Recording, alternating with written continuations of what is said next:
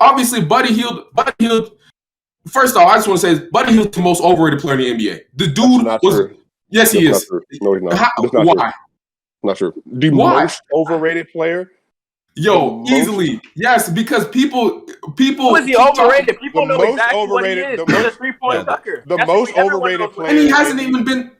Who's the most overrated? The most overrated player, and I've said this on Twitter, is Super Saiyan Scottie Pippen, Anthony Davis. It's the most overrated. Hey, bro. I love you, man. I feel you, bro. That dude is Lakers Clint Capella. I'm so sorry, but that is so wrong. Anthony Davis is not over. If anything, he is underrated now. He's underrated now, bro. He's overrated for what you can expect from him as a player. My whole issue with him was not fair. Listen, bro. I've been saying this for years. This isn't new. Anthony Davis is absolutely a top 10 talent. The problem with Anthony Davis is he is the greatest version of Robin you could ever have in the NBA. But when you ask him to be more than what he is, he not only mentally and emotionally cannot do it, he physically cannot do it. I've been saying this for years, bro. No, wait. And I got to push back on this. Push back on what? I agree with you that he's a Robin. He's not a Batman. Completely agree. But Anthony Davis this year has been shit on even for things that are unreasonable. I didn't even say nothing about this year. No, but you said he's the most overrated in the league right now, right? I think this is why I say this. So keep this in context. When they came out the bubble, do you remember ESPN had him? No, I know. Players, he was number 2 overall. Yeah. I can't lie, bro. I can't lie. I agree. After the bubble, he did get boosted. Kevin Durant. Is he the greatest big man of all time? Bill Russell, Wilt, Shaq, all these other dudes. My whole thing is that's peak overrated. He's not even a 1A. Those are all 1A players. But to be fair, Swiper, AD has been getting like the generational talent boost for years. Like that's been a thing ever since he even came out of college. Remember, he had probably, I would say at that point, he had the most hype coming out of college since LeBron. Maybe. Generational Clint Capella, bro. Because he had crazy hype coming out of Kentucky. He was supposed to be this David Robinson, Tim Duncan defender. Well, he was better. And honestly, to his credit, when he came out of Kentucky in 2012, he was projected to be, offensively, we didn't know he was going to be a 28-12 guy. Mm-hmm, we thought he was going to be literally like Bill Russell on defense. And he was. Like, don't get me wrong. He won that national championship for them. He's a elite defender. Didn't he average like 5 blocks a game? Crazy, bro. Unbelievable, bro. That is true, bro. That Kentucky team is the reason why I like Kentucky. That's my squad. Because Michael Kidd-Gilchrist. I remember Marquise Teague. Michael Kidd-Gilchrist was so ass. Oh, my God. And it wasn't hard to see he was going to be ass. But I guess the fucking Bobcats couldn't see that he was going to be. Was it Bobcats? Bro, I felt so bad Michael bro.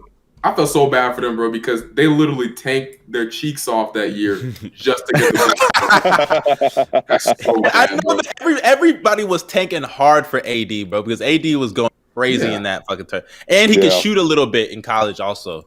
Yeah, but that's the thing, man. Like in the NBA, there ain't no such thing as like players overcoming franchises. That doesn't happen. If you don't have a good front office and good ownership, you're not winning. It don't matter who it is. Anthony Davis was a victim of a terrible franchise. I mean, hey, LeBron did it. Stop. No, he didn't. No, he did not. He left. No, but I thought we're talking about like, because if you're going from Anthony Davis to LeBron, at the end of the day. Winning a ring. Okay, fair. That's fine. Because LeBron went to the finals, so I mean that's success in my book. In their team. Their GM and stuff literally got KD. No, they got Kyrie and Kevin Love, bro. So like, I'm talking about his first stint. He did that. That wasn't his. That was he did that. He brought Kevin Love. We have to remember when LeBron went to the finals in 2007 with Boobie Gibson and Larry Hughes, and who was it?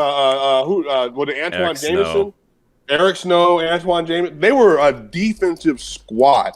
Like, and they had a really good defense. I hope you're not defending that squad. That squad was bad, bro. I'm not gonna lie. No, I'm saying, but you got to remember where the East was. The East didn't have like preeminent, like premier talent on the perimeter. They weren't like putting out like Jermaine. There was Jermaine O'Neal and some of those players in 2007. But there wasn't like there wasn't like a Jordan or a Kobe or anything in the East. So they ran through it because LeBron was literally like, that's the thing. Like if people talk about floor raisers, is no better floor raiser in his peak in NBA history with a bunch of trash bags and plastic bottles than LeBron James. Because LeBron James carried that team. Michael Jordan couldn't have did it. Michael Jordan didn't do it until he got Scottie Pippen. LeBron James carried that team to the finals. They got swept because they ran into literally one of the greatest. But to be fair, I don't want to get into like a Jordan LeBron debate. But to be fair, I really don't like it when people hold what Jordan was doing before His Scottie. teammates were doing crack, bro. Like, no, it's not even just crack. Not even just crack. They were doing crack. It's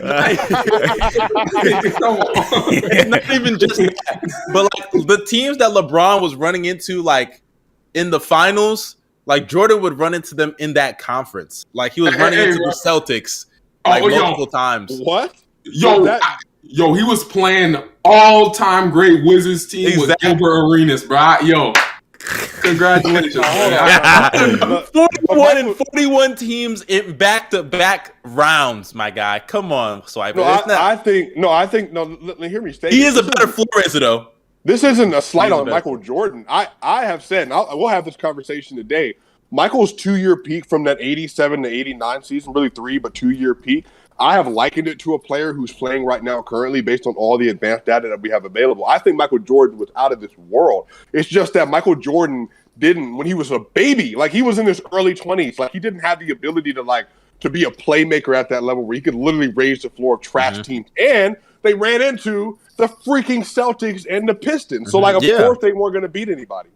No, I agree. I just whenever people mention that 1-9 without Scottie, I'm like, okay, you gotta understand those teams we were running into, bro. Those were all-time teams. I remember Sidney Moncrief in the Bucks, Larry Bird in the Celtics twice, and then they ran into the Pistons. Bro, of course they were going to lose. 63 and they lost. I'm saying 63. I'll admit though, Jordan also was struggling with his shot. His shot was not where it became later on, especially his mid-range jumper. He relied a lot more on his athleticism, and that's another reason why. And this is kind of off topic. We'll get back to the All-Star shit in a second. Yeah, that's another reason why I hate the Kobe and Jordan comparisons, because Kobe and Jordan, they're not as similar as niggas make them seem. They're not as similar. Later in their careers, they became similar, but in the beginning, Jordan was way more athletic than Kobe ever was, and he relied more on his athleticism than Kobe. Was? Yes. Jordan was more athletic than Kobe. Come on, man. That's not debatable. I mean, I remember watching number 8 Kobe a lot, bro. I mean, I get it. I think they're in the same tier. It's not like he's just way far off. No. Froby was nice. Don't get me wrong, but I don't think it's close. Damn. So you think it's Jordan tier 1, and then it's like tier 2 after that? I mean, Jordan's athleticism is like for pound for pound. It's like what LeBron. Yeah. I mean, Wilt doesn't exist, so I don't really count him. But like LeBron and even Bill Russell, I'll say Bill Russell also as an athlete was a crazy. Dominique Wilkins was a great athlete. Dominique Wilkins, great athlete. Yeah, we counted Bill Russell. I can't believe this. No, bro. Okay, Bill Russell was a crazy athlete, bro. That's the thing. I'm about to say. No, this disrespects Bill Russell. You got to go back and watch. Like Bill Russell, literally, bro, was one of the greatest things that ever touched a basketball. Go Bell saying he ain't gonna like that. Bro, he was a national. He was a world high jumper. He was. Okay. I'll give you the athletes. Though. Why do you think Wilt Chamberlain had so many issues with him? Exactly. He was 6'9" guarding Wilt Chamberlain, bro. Nah, bro. I heard they didn't measure right. I heard some things. He was taller than 6'9". He might not have been. He was taller than 6'9". Yeah, he was taller than 6'9". That might be. But still, holding Wilt Chamberlain to his below career averages is still very impressive. No matter. I'm not trying to be me or nothing, but did you see the comp they were playing back then, bro? Like, no, I know that weak ass era. I want to hear Bob Cousy was that dog, bro. I want to hear that, y'all. Man, get out of here with that. That nigga stinks, bro. I don't want to hear that shit. That nigga stinks, bro. I don't want to hear that, man. I'm not gonna lie. That top 75 list made me so mad to see them niggas on that shit, bro. I was like, bro, seeing like who was it? Bill Sherman. Gosh. Bill Sherman. Who the fuck is Bill Sherman, bro? Grow up. They have some players just straight black and white. I was like, who are these people? I remember Keandre Hoop came on, talked about when are we gonna grow up and like move these guys out of this list? Like we've seen enough NBA history to know these guys benefited from weak eras. My whole thing is like the idea that you could somehow keep Dwight Howard out of this, knowing that if you put Dwight Howard in the 1940s, 50s, 60s, 70s, 80s, or 90s, he's the greatest thing to ever touch the court until Shaq came into the game. It's like that whole thing was ridiculous to me, especially because he led, the defensive player of the year, rebounding, all that. I just don't think there was any argument for it. So again, to your point, Dolph shaves. Like I think another reason. Nah, but y'all gotta realize though they're just adding to the list. But even then, if that revise that list, bro. Who cares about these niggas? Reason. But if anything, I'd rather put Dwight on over. If I'm being real, Daving.